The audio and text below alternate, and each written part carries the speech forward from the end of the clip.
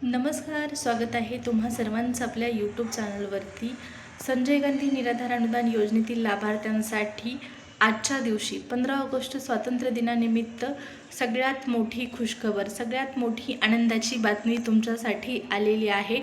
त्या अगोदर तुम्हाला सर्वांना 15 ऑगस्टच्या खूप खूप शुभेच्छा. भारतीय स्वातंत्र्य दिनाच्या खूप खूप शुभेच्छा सर्व लाभार्थ्यांना. आता पहा, 15 ऑगस्ट निमित्त लाभार्थ्यांच्या अनुदानासंदर्भात एक मोठा निर्णय घेण्यात आलेला आहे आणि थेट अनुदान लाभार्थ्यांच्या खात्यामध्ये जमा करण्याची प्रक्रिया करण्यात येत आहे. सगळ्यात मोठी आणि महत्त्वाची बातमी आहे, अपडेट आहे, माहिती आहे. त्यामुळे व्हिडिओ स्किप अजिबात करायचं नाही, शेवटपर्यंत पाहायचं आहे. चला तर मग सविस्तर माहितीला सुरुवात करूया. त्यापूर्वी एक विनंती आहे, जर चॅनलवर पहिल्यांदा आला असेल, पहिल्यांदा व्हिडिओ पाहत असाल तर सबस्क्राईब करायला अजिबात विसरू नका. तर या ठिकाणी पहा, संजय गांधी निराधार अनुदान योजनेतील लाभार्थ्यांसाठी 15 ऑगस्ट निमित्त सगळ्यात मोठी आणि आनंदाची बातमी.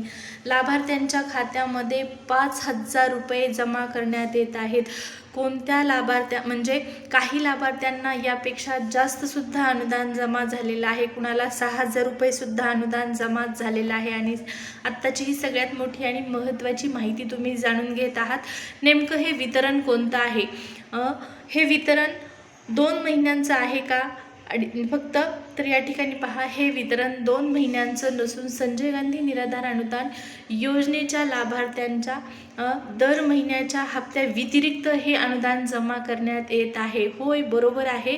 हप्त्या व्यतिरिक्त ही रक्कम तुमच्या खात्यामध्ये राज्य शासनाच्या माध्यमातून आजच्या तारखेला म्हणजे स्वातंत्र्य दिनाच्या शुभ मुहूर्तावर जमा करण्यात येत आहे. आणि ही रक्कम ग्रामपंचायतीच्या माध्यमातून जो 5% निधी तुमच्यासाठी राखीव ठेवण्यात येतो, त्या निधीच्या माध्यमातून जमा करण्यात येत आहे. आजची सगळ्यात मोठी आणि महत्त्वाची अपडेट आहे. माहिती मिळाली असेल, हा नेमके कोणते पैसे तुमच्या खात्यामध्ये आज जमा करण्यात येत आहे. तर ग्रामपंचायतीच्या माध्यमातून जो काही 5% निधी तुमच्यासाठी राखीव ठेवण्यात येतो, जो सेस फंड असतो तुमच्यासाठी 5%, त्याच्या माध्यमातून ही रक्कम, हे अनुदान, हे पैसे तुमच्या खात्यामध्ये जमा करण्यात येत आहेत. आणि म्हणूनच नक्कीच ही तुमच्यासाठी आनंदाची बातमी असणार आहे.